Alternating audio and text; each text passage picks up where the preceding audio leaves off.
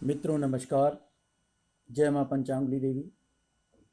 ईश्वर आप सभी को शुभ रेखाएं एवं शुभ भाग्य दे।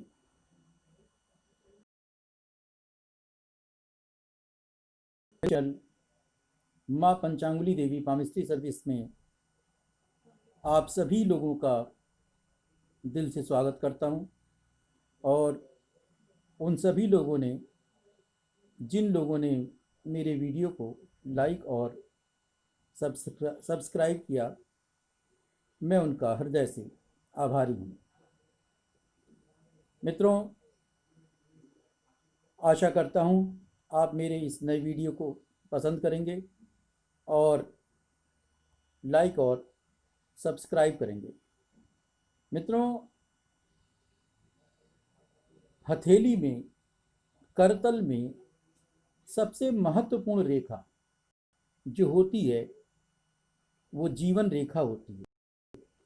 जीवन रेखा से महत्वपूर्ण अन्य कोई रेखा नहीं होती है। वैसे तो करतल में जितनी भी रेखाएं हैं सभी महत्वपूर्ण हैं। किसी भी रेखा को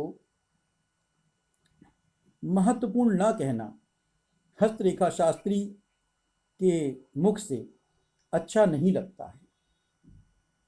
अतः करतल में सारी की सारी रेखाएं अपने आप में अति महत्वपूर्ण हैं और उनका एक विशिष्ट योगदान है। मित्रों, मैं आज जीवन रेखा के बारे में एक संक्षिप्त जानकारी, थोड़ी सी जानकारी देने का प्रयास करूंगा। मित्रों, ये जीवन रेखा है। यह रेखा जितनी ही गोलाकार होती हुई हथेली को घेरती है, व्यक्ति उतना ही भाग्यशाली होता है। जीवन रेखा सबसे महत्वपूर्ण और प्रधान रेखा है। यह बृहस्पति ग्रह के नीचे से प्रारंभ होती है और हथेली के भाग को घेरती हुई शुक्र पर्वत को जितना अधिक से अधिक घेरती है, यह जीवन रेखा उतनी ही ज़्यादा महत्वपूर्ण और शुभ होती है। जीवन रेखा अपने उद्गम स्थान से चले और हथेली के अधिकतम भाग को घेरते हुए शुक्र स्थल तक पहुँचे या मणिबंध तक पहुँचे तो इसको शुभ माना जाता है। जीवन रेखा को शुभ माना जाता है। जीवन रेखा जितनी पतली, हल्की, गुलाबी, सुंदरतम रूप में अर्धवृत्त के रूप में गोलाकार होती हुई शुक्र पर्वत को घेरती है, अपने आप में एक विशिष्ट भाग्य का जातक होता है। जीवन रेखा कहीं पर भी टूटनी नहीं चाहिए। जीवन रेखा का टूटना अपने आप में एक अशुभ लक्षण होता है। जीवन रेखा के टूटने का अर्थ है उस आयु अवधि में जातक के साथ कोई ना कोई अशुभ घटना अवश्य घटित होगी।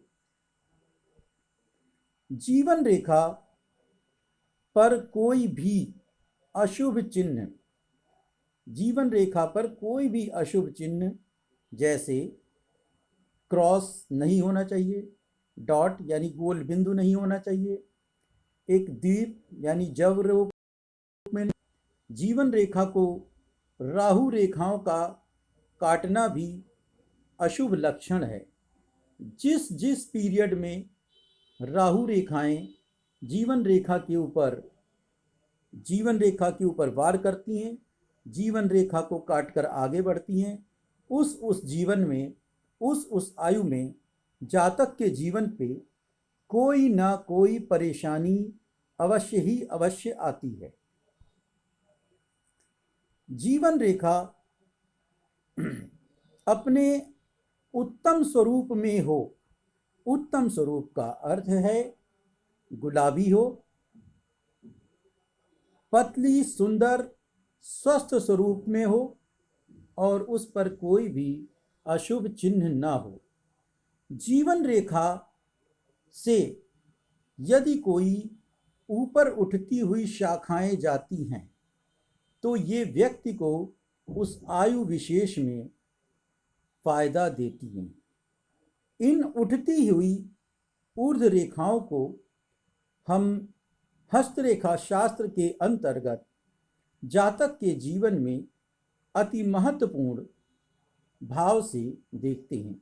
ये रेखाएं जब जब जिस आयु में जीवन रेखा से ऊपर उठती हैं, जातक के जीवन में शुभ परिवर्तन लाती हैं।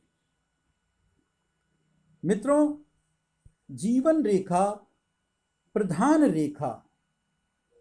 रेखाएं 3 होती हैं। पहली जीवन रेखा, प्रधान रेखाएं 3 होती हैं। पहली जीवन रेखा, दूसरी आपकी मस्तिष्क रेखा, तीसरी हृदय रेखा। इन 3 रेखाओं का करतल में होना ही होना आवश्यक है।